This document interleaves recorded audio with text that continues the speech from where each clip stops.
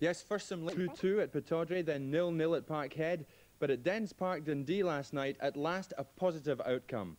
A Brian McClare goal put Celtic through and Aberdeen out, and now the Parkhead men will face Hearts, conquerors of Kilmarnock, in the fourth round. In a moment, the views of last night's hero for Celtic, goalkeeper Pat Bonner, who performed the occasional miracle in keeping Aberdeen out.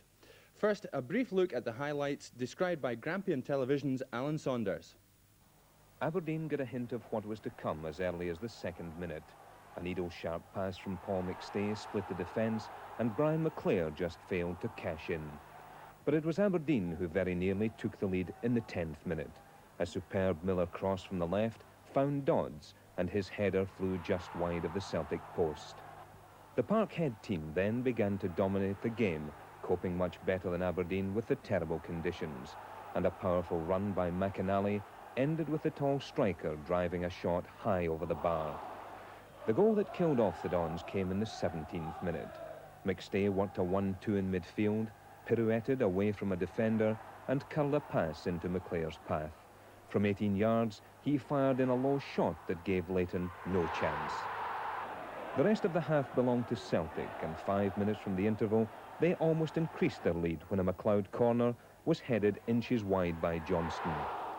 After the interval, Aberdeen brought Weir on for Connor and immediately threw everything into attack. Twice in 5 minutes they had good efforts on target.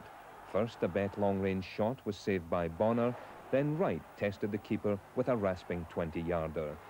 But despite dominating the play, nothing would go right for Aberdeen around the box, and they almost lost another goal as Celtic hit back on the break.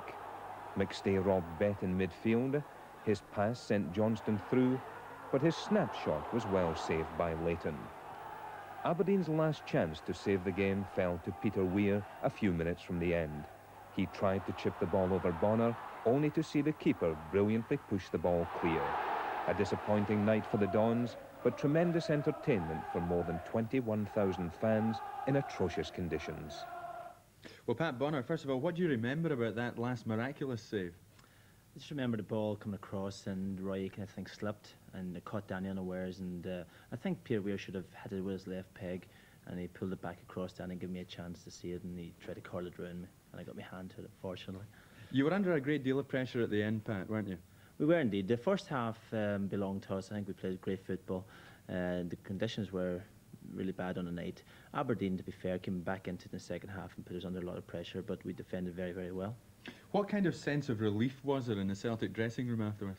Overjoyed, I think, that we got through first of all, and that overjoyed for the fans that they can go on and see us now in the next round against Hearts. Yes, how gruelling were these three ties against Aberdeen, Pat? Well, I think we played them so often throughout the season that each player knows each other, and it's hard to break down, especially with the defence that Aberdeen have got, and it's hard to break them down. And fortunately, last night we played very, very well in the first half and got the goal that clinched it for us. And you've got Hearts in the next round. Do you believe if you beat Hearts, you'll go all the way and win the cup? I think so. Now with Rangers out and Aberdeen out, which two of our main rivals, we have a great chance now, and it's given us the boost also to go on and hopefully win the league too. What is bad news for Scotland, Pat, is that you've hit good form at the moment because you're likely to be between the sticks next week at Hampden for Ireland. You're looking forward to that one? Looking forward to it. There's going to be a big support there. There's going to be a big support come across from Ireland. I think they're taking in 3 games. The rugby on a Saturday, and possibly come and watch ourselves against Hearts later on that day. So it's going to be a great week for us. Wish you well anyway, Pat. Thank you. Thank you.